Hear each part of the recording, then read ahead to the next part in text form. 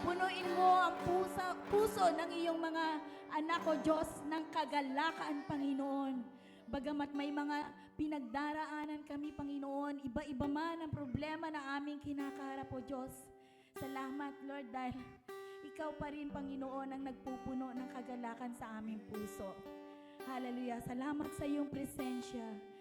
Salamat sa iyong banal na Espiritu.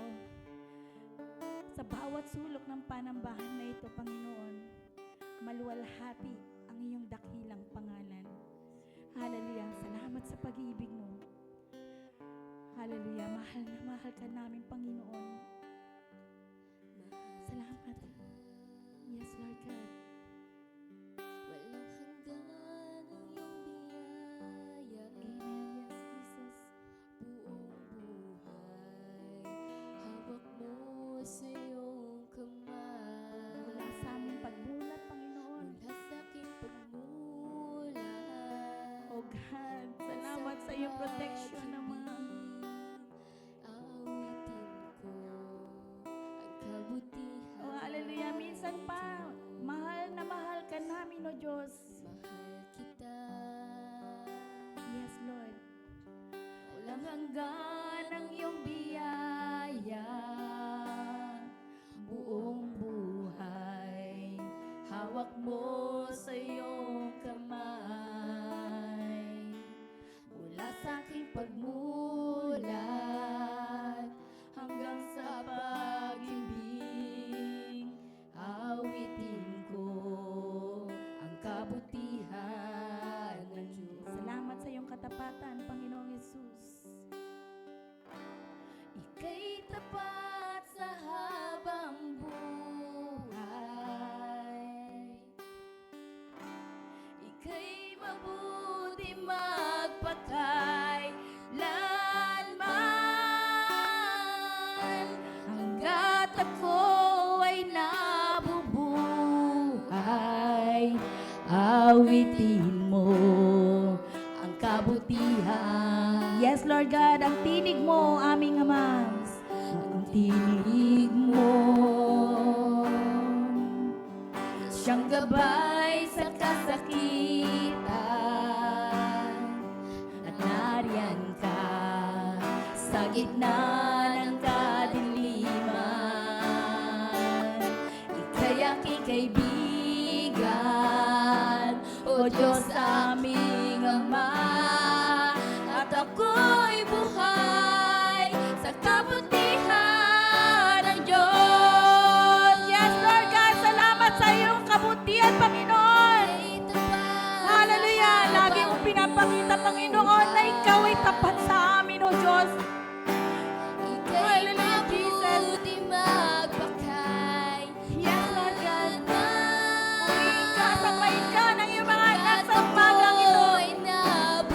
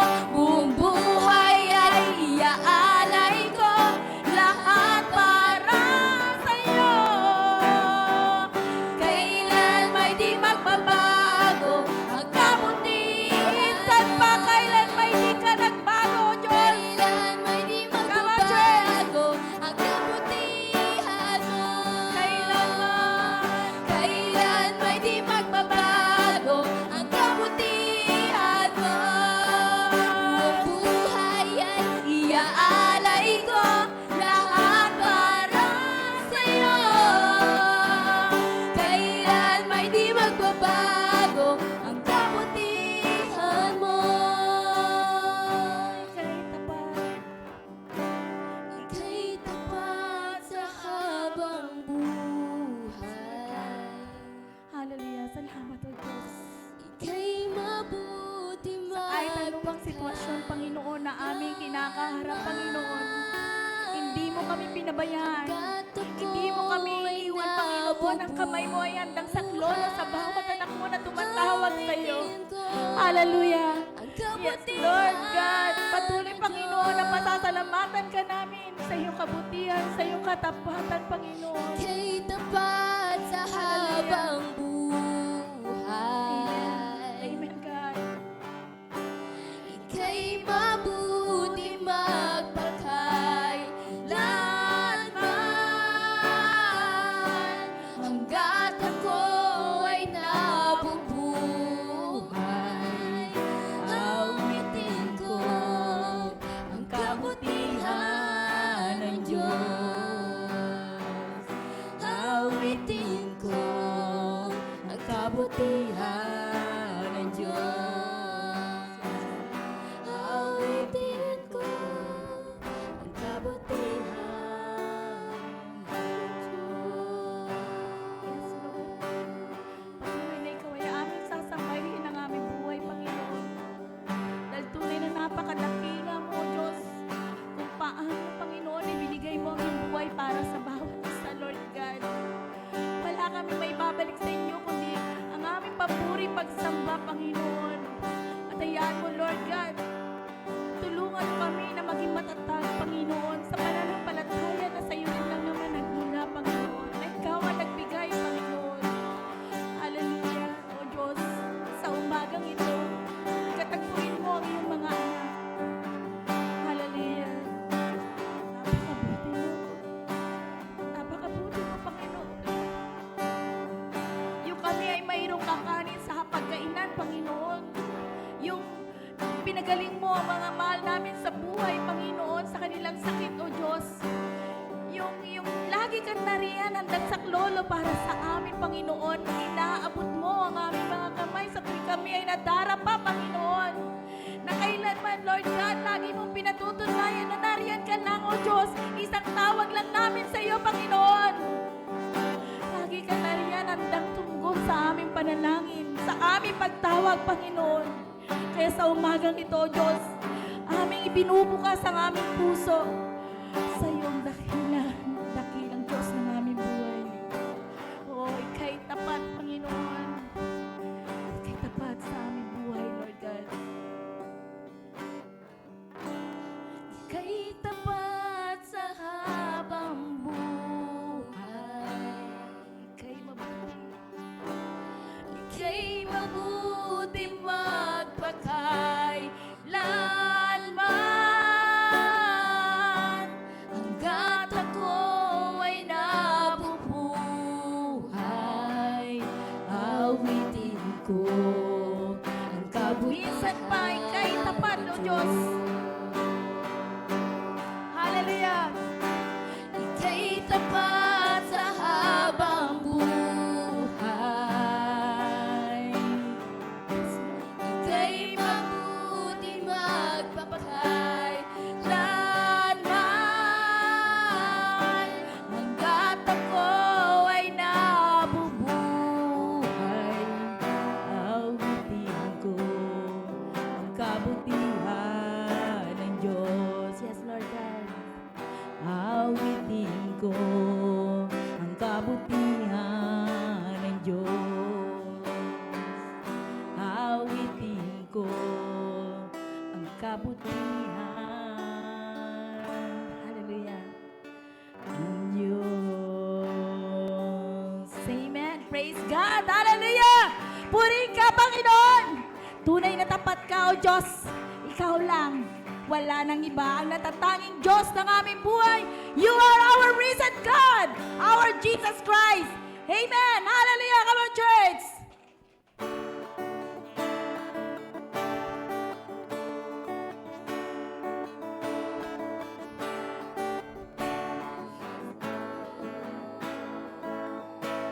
And He is Lord.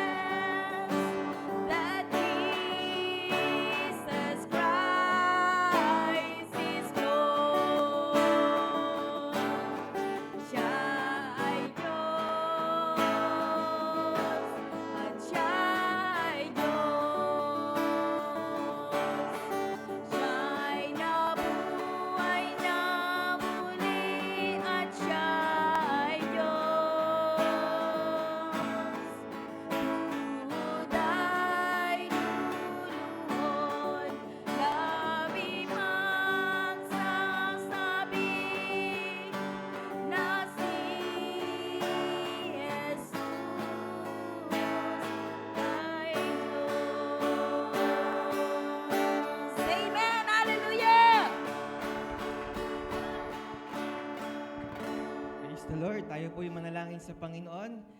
Panginoon, pinupuri ka namin sa umaga pong ito. Napakabuti mo sapagkat ikaw ang Diyos na may akda ng buhay namin. Kung bakit kami nakatayo, Panginoon, sa harapan mo. Ito po ay biyaya mo, Panginoon. Lahat ng ito, Panginoon, ay bunga lamang ng iyong grasya at habag sa buhay namin. Ngayong umagang ito, Panginoon, sa aming pagsamba, damang-dama namin ng iyong presensya, Panginoon.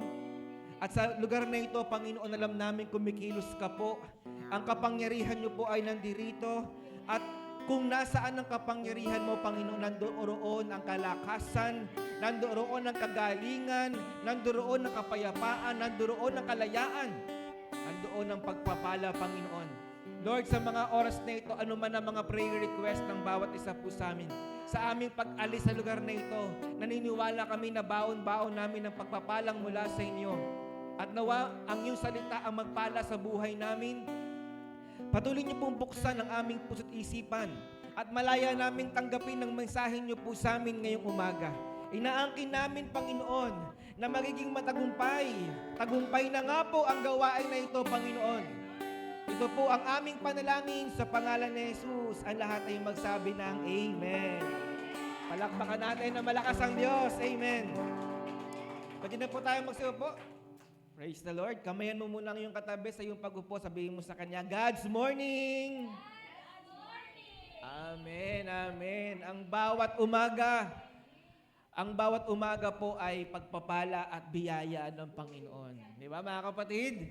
Yung tayo po ay nandirito sa gawain ng Panginoon, malakas, buhay, walang sakit, buo ang katawan, yan ay biyaya at pagpapala ng Panginoon. Amen. Ngayong umaga, gusto ko nagpapasalamat sapagkat muli po ako nakabalik sa TRL Caloocan. After taon ata, launching ba ba? Ang tagal na nga. Laki ng pinagbago, no? Ako po kasi ay naka-assign sa lugar ng Rizal. At salamat sa Panginoon sapagkat ngayon po ay rotation ng mga pastors. At salamat sa Lord sapagkat nakasama ko po kayo. Nandiyo si Joy. Good, magandang umaga sa inyo. Salamat nakasama ko kayo, mga kapatid sa TRL Caloocan. And I pray, naniniwala ako, katatapos ng anniversary, di ba?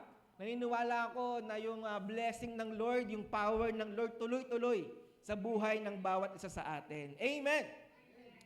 Ready na po kayo makinig? Ang Word of God po ay pagkaing espiritual. Brother, every time na tayo ay nakikinig na salita ng Diyos, kumakain tayo spiritually.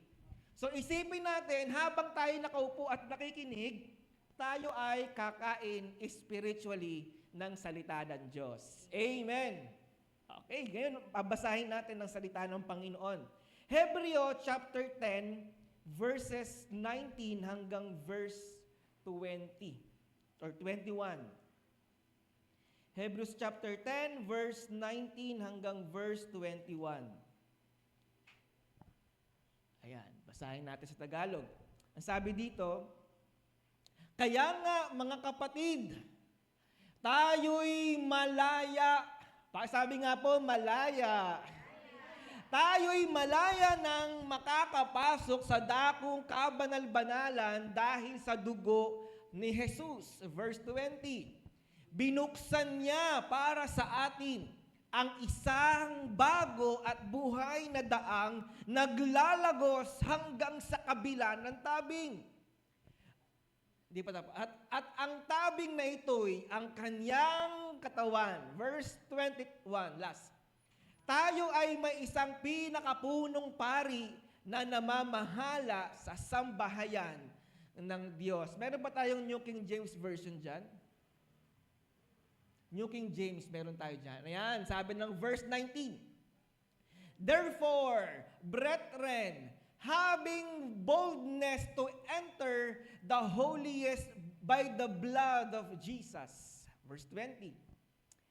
By a new and living way which He consecrated for us through the veil that is His flesh. And having a high priest over the house of God. Palakpakan po natin ang salita ng Diyos. Parang mahina po ata yung malakas pa yung ulan sa palakpak natin. Salamat sa Panginoon. Naniniwala ba kayo sa kasabihan? Or kasabihan ba yun? Or sinasabi ng mga matatanda, ng mga elders natin, ng mga magulang natin, ang sabi nila, maa-appreciate mo kung gaano kahalaga ang isang bagay once na nalaman mo na kung gaano kahirap makamit ang bagay na yon. Tama po ba na nandiyan si Joy? Tama po ba? Ma-appreciate ko lang yung halaga ng bagay kapag pinaghihirapan mo na. Halimbawa, sa loob ng tahanan, nung tayo'y bata pa, di ba, nung tayo maliliit pang bata, wala tayong pakialam kahit na tumatapon yung pagkain.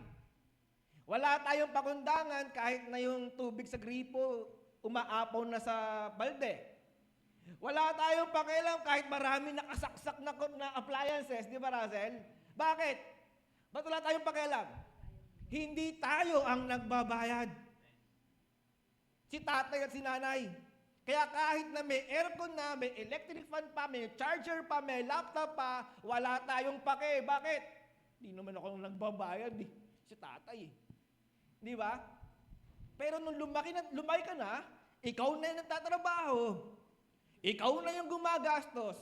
Pag nakakita ka ng pagkain tumapon, ang sakit sa kalooban. Bakit? Ikaw na yung nahihirapan eh. Pag nakakita ka ng lahat naiwan, lahat umalis ng bahay, naiwan lahat nakasaksak, pagbalik mo, ano nararamdaman mo, Russell? Wala kayong pakialam. Bakit?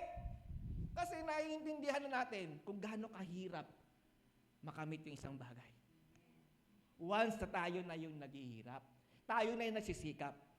Alam niyo po kung bakit sa church, kung minsan, madalang pa yung pag-attend natin. Alam niyo kung bakit minsan, kapag pagsamba, mahina yung palakpak natin?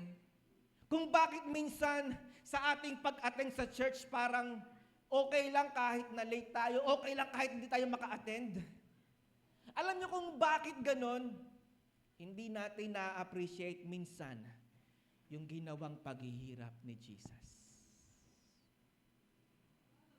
Pero kapag naintindihan ng bawat isa kung gaano katindi yung ginawa ng Panginoon, siguro yung pagpalakpak natin, grabe palaging best. Siguro kapag naintindihan natin kung gaano katindi yung ginawa ni Lord sa buhay natin, siguro kung umawit tayo, grabe. Siguro kung sumayaw tayo, magpuri tayo sa Panginoon, pinakatodo. Bakit? Naintindihan natin yung sakripisyo ni Jesus Christ. Amen? Ngayong umaga ay pag-uusapan po natin, isa pong word doon sa binasa natin. Verse 19, let's go back in Hebrews chapter 10, verse 19.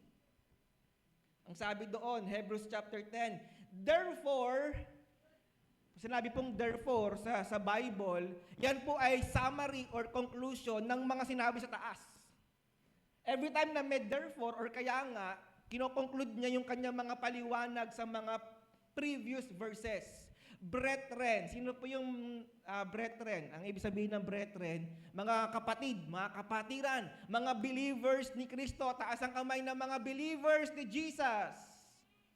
So yung hindi na taas ng kamay, believers ni Satanas. Taas ulit ang kamay ng mga believers ni Jesus. Hindi ko na mabaguhin, taas na kayo ng kamay eh. Having boldness. Sabi nga po, boldness. Sa Tagalog, malaya na. Ayan. Alam niyo po yung Greek word ng boldness na ginamit dyan is the Greek word parisia. Pakisabi nga po, parisia. Yan ang pag-uusapan natin ngayon. The word parisia or boldness. Pakisabi nga po ulit, boldness. Sa Tagalog, courage. At Tagalog, English. Boldness sa Tagalog ay katapangan, lakas ng loob. Pag-uusapan natin ngayong umaga kung i-appreciate natin si Jesus Christ. Dadamahin natin kung ano yung epekto ng ginawa niya sa krus. Sino po dito naniniwalang namatay si Lord sa krus? At, naiyak ka pang taas. Sige, taas natin. Sino naniniwalang namatay si Kristo sa krus? Alam niyo ba yung kamatayan niya, ang tindi ng epekto nun? Ang tindi ng impact ng death ni Jesus Christ. Isa doon, yung blessing ng boldness. Meron na ngayon tayong courage. Wow.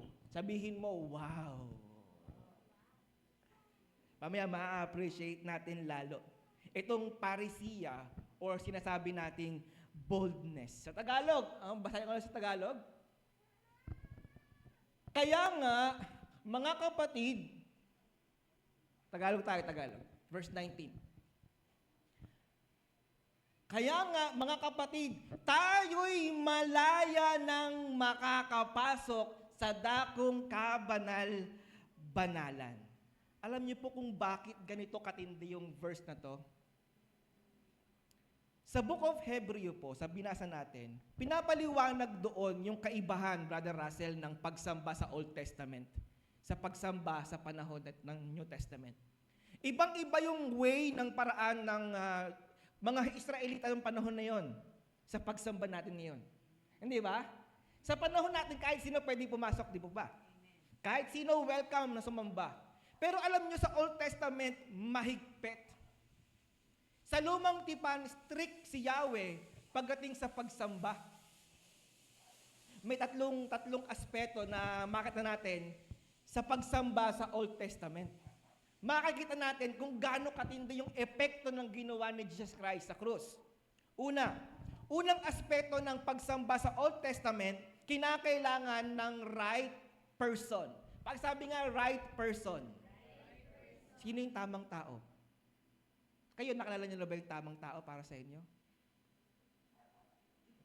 Kunwari pa, di ba lang? Right person. Sa Old Testament po, sa pagsamba ng mga Israelita, may tamang tao lang na sasamba, Russell. Hindi makakasamba kung hindi ka kabilang sa right people. Sino po sa Old Testament yung right person na po pwedeng sumamba lang kay Yahweh? The Israelites. Ang tanong, tayo ba yung mga Israelita? Bagsak ka na kagad. Kung hindi tayo ipinanganak sa Israel, kahit anong taas ng kamay natin, kahit anong pawis natin, kahit anong palakpak natin, hindi tatanggapin ng Diyos. Bakit? The right person, the right people is the Israelites only. So dun pa lang, bagsak na kaagad si brother. Bawal ka sumamba. Bakit? Hindi ka Israelita. Hindi pa yun. Ang meron lang karapatang pumasok sa dakong kabanal-banalan, o sige na, ako Israelita na. So, dahil ako ba'y Hudyo, pwede na ako pumasok? Hindi pa rin, brother. Bakit? Ang makakapasok lang sa dakong kabanal-banalan ay sino? Saserdote. High priest. Sila lang yung may karapatan pumasok sa tabernakulo. Sa tuldang tipanan ni Yahweh. O sige Lord, ako po'y Israelita, pwede pa ako pumasok para sumamba? Hindi. Unless ikaw ay priest. Ikaw ay saserdote. Meron ba ditong high priest? Bagsak ka na naman ulit. Purihin ng Panginoon. So kung hindi ako Israelita, hindi ako saserdote, hindi ako priest, hindi ako high priest, kahit anong galing ko, hindi tatanggapin ni Yahweh. Mayroong right people, right person. Pangalawang aspeto ng pagsamba sa Old Testament, kung may right person, mayroong right. Bakit? Kung may right person, mayroong right. Kapag hindi nyo nahulaan, hindi ako aalis dito. Hanggang mamayang hapon tayo dito, Russell. Sa pagsamba sa Old Testament po sa panahon ng lumang tipan, unang panahon pa, may right people at mayroong tamang.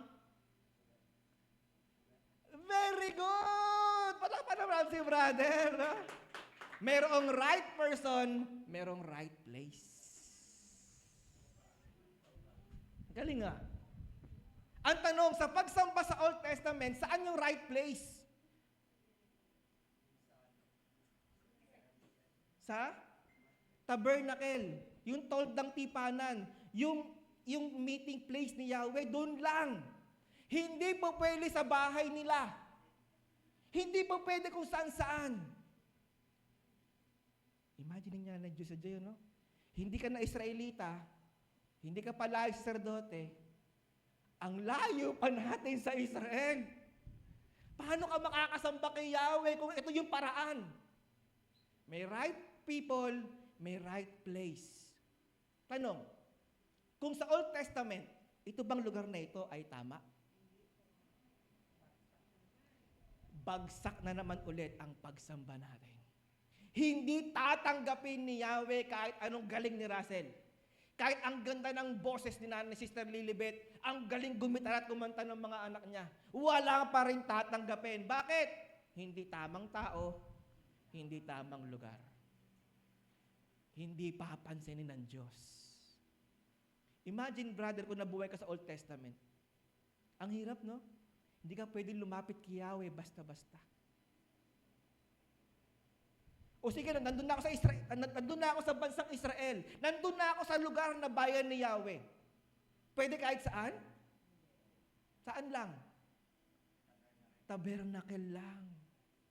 Kung hindi naman yun yung lugar na tinakda ni Yahweh, hindi ka pwedeng lumapit sa akin. Kahit hari ka, kahit pinuno ka, kahit sino ka pa, hindi ka pwedeng lumapit kay Yahweh kung hindi ka tamang tao at wala sa tamang lugar. Pangatlo, may right person, may right place, at may right place. So, kailangan letter P din yun. Right people, right place, and right, malapit na po sa purpose. Hanggat hindi nyo nasagot to, hindi ako aalis dito. Wala akong pakialam kahit maghapon tayo dito. Bahala kayo. Dapat tamang tao sasamba. Dapat tamang lugar. Balik tayo sa verse 19. Doon natin ma-appreciate yung verse 19. Mamaya, dapat tama yung tao, dapat tama yung lugar, at dapat tama yung letter P. Right paraan. Ano yung sa paraan? Right way or P? Dapat P. Right right procedure. Oh. Kala nyo, kung magasalita, no? Kailangan lahat tayo nag-iisip. Kailangan tama yung tao, tama yung lugar, at tama yung paraan mo, brother.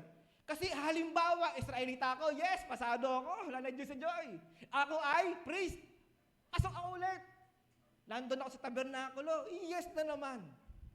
Mali yung paraan ko. Bagsak pa rin. Ganon ka-strict, ganon katindi ang pagsamba. Bakit ganon si Yahweh strict sa Old Testament? Kasi holy siya. Sobrang banal ni Yahweh. Sa standard niya, malayo sa tao. Walang makakapasa, lahat bagsak. Ano yung procedure sa Old Testament? Para makalapit yung sila sa kay Yahweh. Mag-aalay ng tao.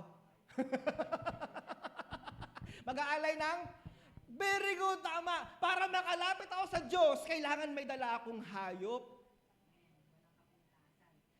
Dalhin ko ngayon, nanad Diyos sa Joy. Lahat ng pupunta po dito, kailangan may dalang wala pong makakagawa sa atin. Bagsak na naman ulit ang pagsamba natin. At ang matindi, brother, hindi lahat ng hayop pwede, ay daga pwede. Ay, may nakita akong ipis, pwede to, Lord. Ay, may nakita akong pusa, pwede to, Lord. Anong hayop lang? May required lang na hayop. Tupa, baka, at yung required lang ni Yahweh. At ang matindi noon, brother, kinakailangan walang kapintasan yung hayop. Hindi pwedeng pilay. Hindi pwedeng bungal. Hindi po pwedeng kulang ang paa. mahigpit sa pagsamba nung panahon ng Old Testament. May tamang paraan. Para saan yung hayop na ihahandog? Para saan? Bakit kailangan may hayop na ihahandog? Para saan yung hayop na yun? Kaya may hayop, papatayin yung hayop na yun. Bago sila pumasok sa tabernakulo, sa labas pa lang, papatayin yung hayop. Ano kailangan? Dugo ang kailangan. Galing nyo ah. Kailangan yung dugo. Bakit? Yung dugo ang tatakip sa kasalanan para makapasok sila sa tabernakulong kabanal-banalan ni Yahweh. Kapag walang dugo, halimbawa si brother papasok sa tabernakulo, walang dugo. Yung mga pare, may suot silang bell. Para saan yung bell? Bell, may bell yun papasok sila. Papasok na ako. Kasi kapag sila walang dugong, tatakip ng kanilang kasalanan at pumasok sila sa presensya ni Yahweh, masusunog sila. Bakit? Sobrang banal ni Yahweh, makasalanan ng tao. Masusunog ka sa kabanalan niya. Kaya yung mga pare may bell. Para saan? Buhay ba? Pag hindi tumunog, patay na. Imagine, brothers and sisters, kung sa panahon natin, pagpasok ko dito, ang dami kong kasalanan. Pagpasok ko dito, ang dami kong ginawang mali. Kung nabuhay tayo sa panahon ng Old Testament, pagpasok ko dito, hindi na ako makakauwi. Tupok na ako sa apoy. Kaya yung mga pare, nanginginig sila eh. Ito na. Papasok na ako sa templo ni Yahweh. Papasok sa tabernakulo. Sana tanggap yung dugo. Sana yung dugo ng hayop sapat para hindi ako sunog. Panahon ng Old Testament. Right people, right place, right procedure. Sa binasa natin, tayo'y malaya. The word malaya. Yung word na malaya, malalim yun eh. Kasi yung mga pare, nanginginig sila eh. Papasok pa lang sila sa tabernakulo, hindi nila kaya. Natatakot sila. Walang laya. Kasi baka mamatay sila pagpasok nila eh. Pero sabi doon, tayo'y malaya nang makakapasok sa dakong kabanal-banalan dahil sa dugo ni Jesus.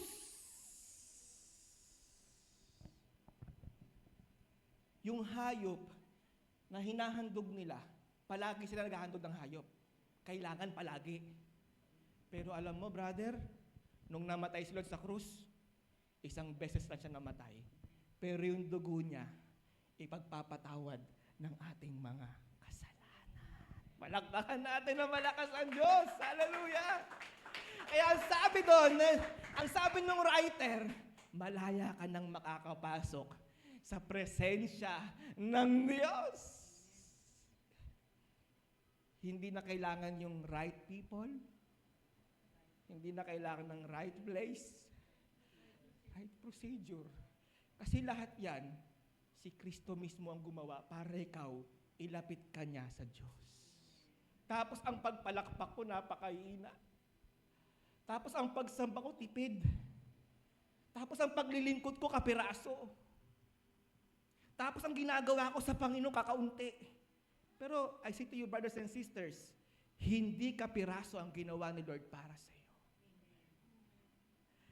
Amen. Itong parisiya na to or boldness, number 1, direct access to God. Pasabi nga po, access. Sa Old Testament, sino lang ang may access sa Diyos? Sa Old Testament, lumang tipan, sino lang ang may access? O yung merong, ito po yung pwede lang at malaya lang makapasok. Sino lang ang pwede sa Old Testament? Priest lang, high priest lang. Pero salamat kay Jesus. Salamat sa namatay na Lord sa krus sa Kalbaryo. Meron ka ng access sa Diyos. Hindi lang Israelita. Hindi lang saserdote. At kahit wala kang dalang hayop, si Kristo mismo ang gumawa ng paraan para magkaroon tayo ng access sa Diyos. Kaya dapat, every time na sumasamba tayo sa Panginoon, todo na palagi. Kasi pastor, baka ako pagpawisan. Diyos ko. Kasi pastor, baka ako, ang init kasi pastor. Hindi ako makasamba, ang init. Gusto kong aircon. Kala mo artista. Kasi pastor, wala akong pamasahe. Kasi ang daming dahilan. Pero alam nyo, si Lord, namatay sa krus, wala siyang ginawang dahilan. Bakit? Para ikaw at ako ay ilapit lamang sa Diyos. Palakpakan natin na malakas ang Diyos. Amen. Amen? Dalawa lang yan direct access to God. Kaya samantalahin po natin, hindi habang panahon makakalapit tayo sa Panginoon. Kaya brother, kahit nasan ka man naroroon, pwede kang lumapit sa presensya ng Diyos. Amen? Kahit nasa bahay ako, pastor, yes! Kahit nagtatrabaho ka, pwede mong hingin yung presence ng Lord. Amen? Kahit saan. Kahit wala kang dalang hayop. Kasi yung dugo ni Jesus ang naging handog. Amen? Kaya itong great privilege na to, huwag natin sayangin. Kung po pwede nga po, maglingkod tayo sa Panginoon, maglingkod po tayo Hindi lamang tayo tagapakinig, kundi ano ba pwede kong gawin para sa Lord? Ano ba pwede kong gawin paglilingkod? Ayan, nawawala na yung boses ko, Russell. Ano ba pwede kong gawin paglilingkod para sa Kanya? Amen? Meron ka ng malayang access sa Lord. Tignan nyo yung verse 20. Ang ganda ng verse 20. Binuksan niya. Ano kaya yung binuksan ni Lord? Binuksan niya para sa atin ang isang bago at buhay na daang naglalagos hanggang sa kabila ng tabing. At ang tabing na ito'y ang kanyang katawan. Alam niyo po yung templo ni Yahweh, may tabing yun may kortina yun Ano sumisimbolo sa tabing na yun, yung veil, o yung kortina na yun? Sumisimbolo yun saan? Sa pagitan ng Diyos at ng tao. Hindi ka pwedeng makalapit sa Diyos dahil makasalanan ka. Ano ginawa ni Jesus Christ? Nung siya'y namatay sa krus, pinunit yung tabing na yun sa gitna. Sumisimbolo sa kanyang katawan. Palakpakan naman natin ang ating Panginoong Jesucristo. Grabe naman yon. Amen.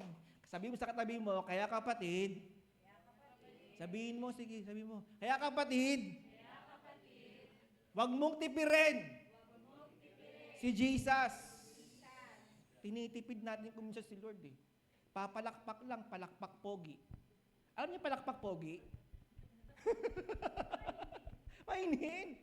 Kailangan laging the best para sa Panginoon yon. Amen? Pangalawa, itong boldness na ito ay resulta ng sacrificial work ni Jesus. Direct access to God and result of Jesus' sacrificial work. Kaya po ngayong umaga, ang goal natin, ma-appreciate natin yung ginawa ni Lord. Amen? Hindi man tayo yung right people, wala man tayo sa right place, according sa Old Testament, wala man tayong right procedure, pero meron tayong right way. Bakit? Meron tayong tamang pananampalataya kay Jesus Christ. Taas po na kami ng mga baptized na. Nabaptized na po. Yan. Tuloy niyo lang po yan. Yan ang pasimula ng ating pananampalataya kay Lord. Yung ating pagtanggap sa gospel ni Jesus Christ. At alam niyo lahat ng mga tumanggap sa gospel na baptized, meron ka ng malayang access para makapasok sa trono ng Diyos. Anytime, anywhere. Bakit? Dahil sa ating Panginoong Jesucristo. Palakpakan natin na malakas ang ating Panginoon. Hallelujah. Verse 21, last verse, verse 21. Tayo ay may isang pinakapunong pari na namamahala sa sambahayan ng Diyos. Dalawa kasi yung ginawa ni Lord Brother Russell. Siya na yung naging high priest. Siya pa yung handog.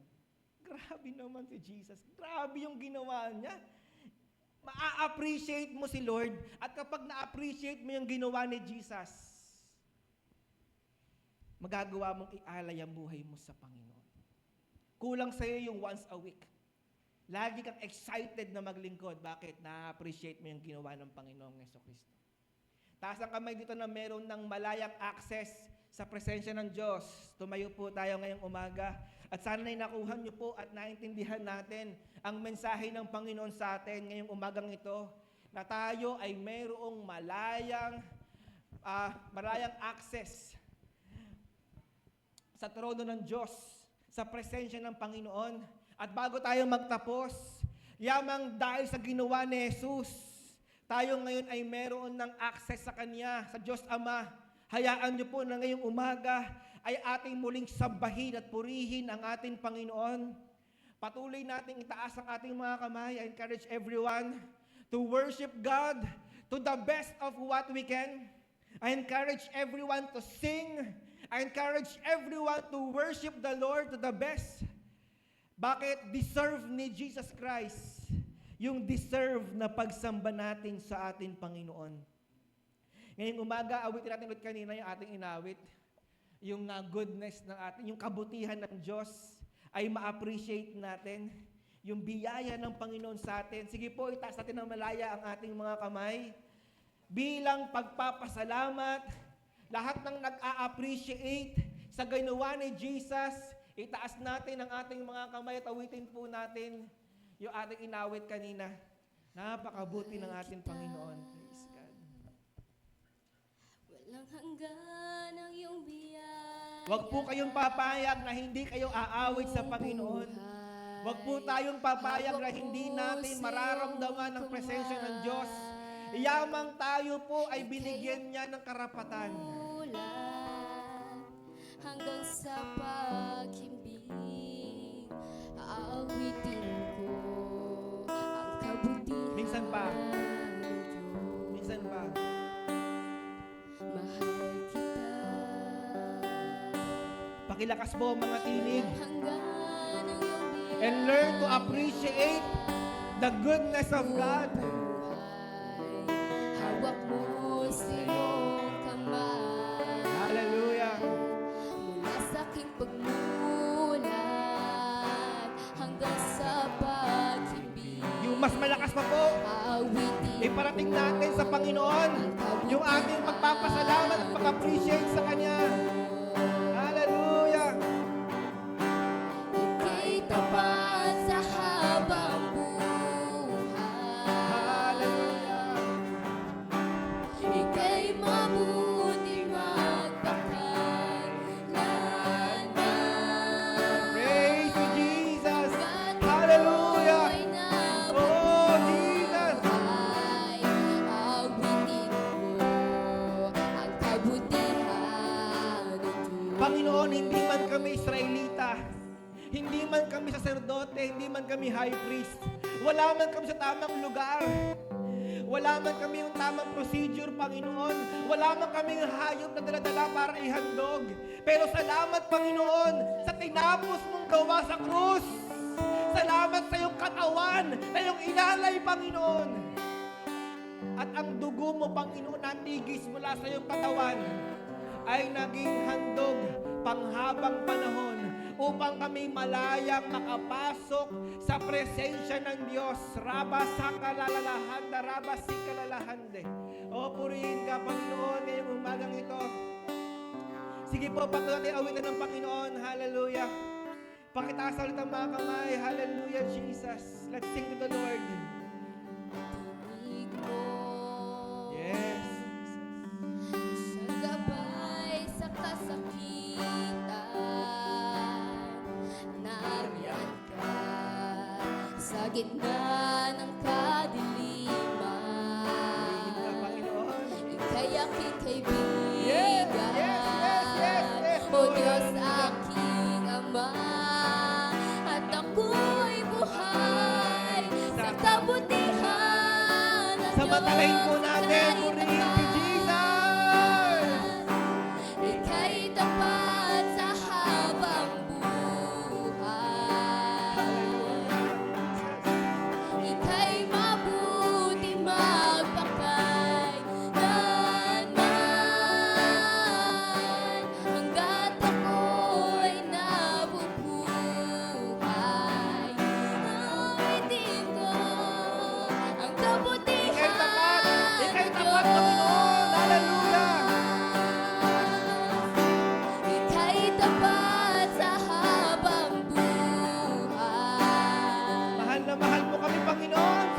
Ika'y mabuti magpakay. Hindi man kami karapat-dapat. Inibig mo na po kami, Panginoon. Hallelujah! Hallelujah! Awitin ko Sa huling pagkakataon, yung mas malakas pa. Yung mas malakas pa. Hallelujah! Ika'y tapat sa habang buhay. Jesus!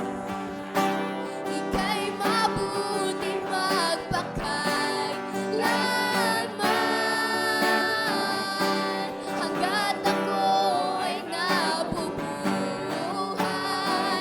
awitin ko ang kabutihan ng Diyos. Awitin ko ang kabutihan ng Diyos. Awitin ko ang kabutihan. Panginoon, maraming salamat. Hindi man namin kaya lumapit sa trono ng Diyos dahil sa aming kasalanan. Hindi man kami yung tama at nararapat na tao. Wala man kami sa tamang lugar. Wala man kami talang hayop para ihandog sa aming kasalanan. Pero salamat dahil sa iyong kamatayan sa krus ng Kalbaryo, nakakatayo kami sa iyong harapan. Salamat, Panginoon. Kulang po yung aming ginagawa para pasalamatan ka. Kulang yung paglilingkod namin itumbas sa lahat ng ginawa mo sa buhay namin.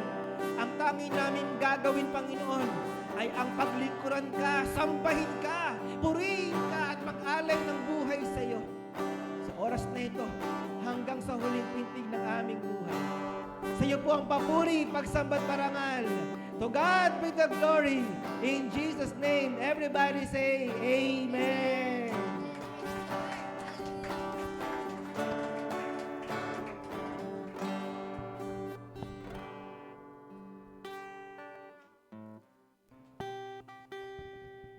Ayan, lahat po ba tayo na blessed today?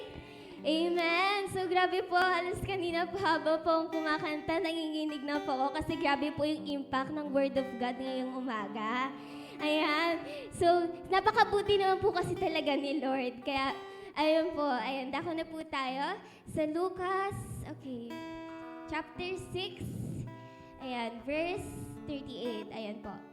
Magbigay kayo at kayo'y bibigyan din. Hustong takal, siksik, liglig at umaapaw pa ang ibibigay sa inyo. Sapagkat ang panukat na ginagamit ninyo sa iba ay siya ring gagamiting panukat sa inyo. Ayan, sabi nga po kanina ni Pastor, dapat hindi po natin tinitipid si Lord. Ayan. So, as much as possible na may bibigay po tayo, may magproprovide po tayo para sa Kanya. Gawin po natin, purihin po natin siya. Amen po. Ayan. So, sinasabi po din, pinapaalala po tayo ni Jesus na kung tayo ay bukas palad at patulungin sa kapwa, tayo rin ay pagpapalain. Pero, masigit pa po. Ayan, amen. So, dahil po dyan, tayo po ay manalangin at itaas po natin ang ating mga kaloob. Ayan. Lord God, maraming salamat po ngayong araw. Maraming salamat po sa bagong pagkakataon po, purihin ka, pagsambahin ka, Lord God. Maraming salamat po dahil kahit kakastart pa lang po na araw po namin, pero ramdam na ramdam po namin agad yung blessings na pinoprovide niyo po para sa lahat, Lord God. Maraming salamat din po sa buhay ng mga nakikinig po ngayon sa inyo, Lord God, dahil nagbigay po sila ng oras para mas makilala ka po, mas lumago pa po ang relasyon po ninyo sa inyo, Lord God. At patawarin niyo po kami sa aming mga pagkukulang, mga aming pagkasala, Lord God, sapagkat hindi po kami perpekto. Hindi man mo po ito sapat sa lahat po ng iyong pinagkakaloob po sa amin sa araw-araw. Pero andito po kami para magsamba sa inyo, Lord God. At nawa po, bigyan niyo din po ng kaligtasan sa panahon po ngayon kasi marami po nagkakasakit, kaya bigyan niyo po sila ng kagalingan. Ayun lang po ang aming samot dalangin sa pangalan ni Jesus. Lahat po ay magsabi ng Amen!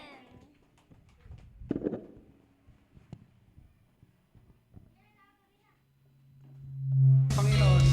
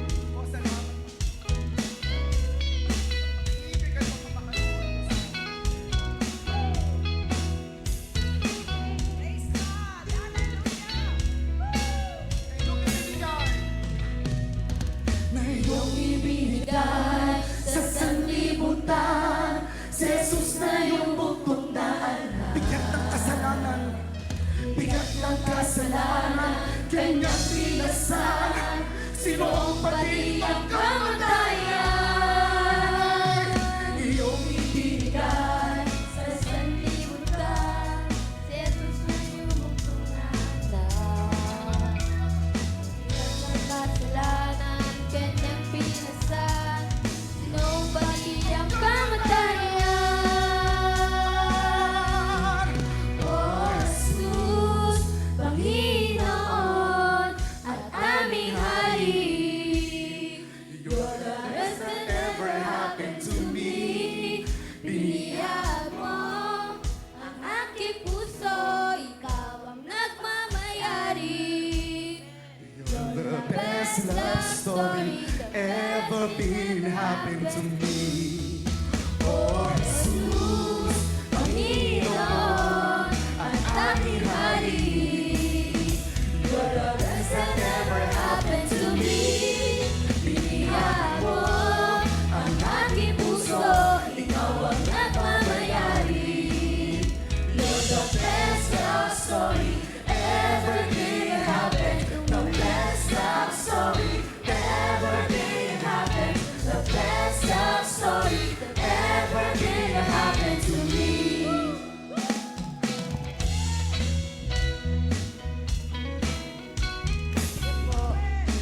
Amen. Praise God. Hallelujah.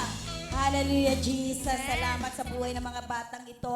Lalaking mga kabataan yan. Ilang taon pa, kasama na rin natin Amen. sila. And Pastor, sa magkakaroon na rin tayo ng iba pang choir. Yes, amen. At syempre, Amen. sa pamamagitan niya, nakakakita tayo ng mga potential na sa praise and worship. Yes. Ayan. At sa ngayon nga, meron na tayo nakikita, Sis Kay. Oo. Di ba? Ano po, nakakatatlo hinihintay na. ko na lang. Ayan. So, Amen. syempre, sa susunod na mga linggo, Sabado, tatayo na rin sila dito. Syempre, Nalalapit na. Di ba? Kailangan na lang ano ba, affirmation, ganun yan, di ba? Pag sinabihan sila, kailangan yung, hintayin ko yung, yes po, Pastora, pumapayag po ako. Amen. Hintayin po natin yung panahon na yon. Pero salamat kasi meron na tayo ibang kabataan, si Sky, na nagpapagamit sa praise team. Ayan. At hayaan nyo, ine-encourage namin kayo. Nakikita nyo po, si Ate Shama pa lang ang ating guitarist. Meron po tayong organ dyan. Willing po si Ate Shama na magturo sa inyo. Kahit sa gitara, willing po siya. And ayan. Meron din po tayong beatbox. Ayan. Ayan. Pag meron na po, andyan na po, alam ko andyan na siya eh. Binigay na ng Lord sa atin yan.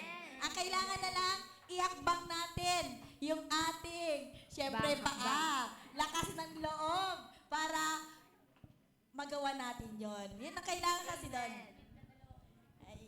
Ayan, pinag-iisipan nila. Ayan. And praise the Lord kasi po, alam niyo po ba, nung nakaraang youth fellowship, Ate Shama, napansin ko si Eunice medyo nagpo-post na rin siya. Diba? Na dati talaga naman hindi ko nakikita. At Pero Pastora, praise the nakataas Lord. yun ng Ayan. kamay kanina. Yes. Like, todo talaga. Grabe. Alam mo talagang kapag ang tao, naramdaman niya yung salita ng Diyos, talaga naman, hindi maiiwasan, talaga mapapataas ang kamay at sisigaw ng Hallelujah! Talaga. Amen? Hallelujah. Isang sigaw nga po ng Hallelujah! Hallelujah! Ayan, salamat po sa buhay ng ating Pastor JB na talagang dinayo tayo dito sa Caloocan. Yan. Sa Angono po siya laging na-assign. Kung hindi Angono, sa Laguna. At mapalad po tayo dahil talagang nabigyan tayo ng opportunity na syempre si Pastor JB. Isa po para sa mga baguhan pa lang. Si Pastor JB po ang isa sa dahilan bakit po naitayo ang church. Yung church ng TRL Caloocan. Yung kanilang sipag talaga na pinuntahan kami dito sa bahay. Ayan talaga naman kasama po yung iba pang mga pastors. Salamat po sa buhay ng mga pastors na ito. At umabot ang mabuting balita ni Kristo sa lugar ng Caloocan. Amen? At yan po lagi nating tatandaan mga kapatid. Sabi nga lagi ni Pastor Laro, dapat isa lang ang pinanghahawakan natin. Kapag tinanong ka, anong saligan ng iyong pananampalataya, dapat alam mo, ang gospel. Yes, amen! Praise God! Hallelujah! Sige po, minsan pa ating purihin ang ating Diyos na buhay. Salamat, salamat Panginoon sa kagalakan